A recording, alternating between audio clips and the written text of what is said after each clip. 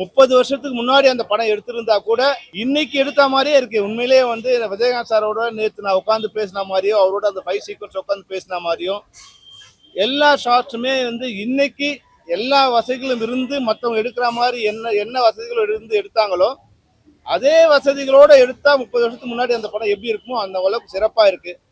மிக பிரம்மாண்டமா அதை வந்து டிஜிட்டல் பண்ணி இன்னைக்கு தரத்துக்கு எந்த விதமான குறையும் இல்லாமல் இந்த படத்தை வந்து கொண்டு வந்திருக்கோம். இப்போதான் நான் மறுபடியும் வந்து 2 நாளுக்கு முன்னாடி வந்து எல்லாம் முடிச்ச பிறகு அந்த படத்தை பார்த்தேன்.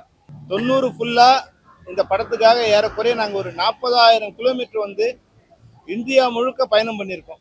இந்தியாவில் இருக்க எல்லா காடுகளிலும் நாங்கள் பயணம் பண்ணியிருக்கோம். விஜயகாந்த் சார் வந்து எங்களுக்கு வந்து என்னன்னா ஒரு ஜூனியர் ஆர்டிஸ்டால கூட எங்களுக்கு ஒரு ப்ராப்ளம் வந்திருக்கும். ஆனால் வந்து விஜயகாந்த் சாரால் எந்த ப்ராப்ளமும் எனக்கு வந்ததில்லை.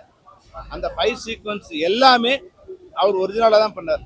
எல்லா ஷாட்ஸும் ஒரு 4 தடவை வந்து மிக பிரம்மாண்டமான பெரிய விபத்துகள் கூட ஏற்பட்டது. அதாவது வந்து என்னன்னா மேலே வந்து நாங்கள் வந்து ஒரு 60 அடி ஹைட்டில் வந்து ஒரு ரோப் கட்டி மேலே வந்து ட்ராவல் பண்ணும்போது அந்த ரோப் அருந்து அவர் வந்து ஒரு கீழே விழுந்தார்.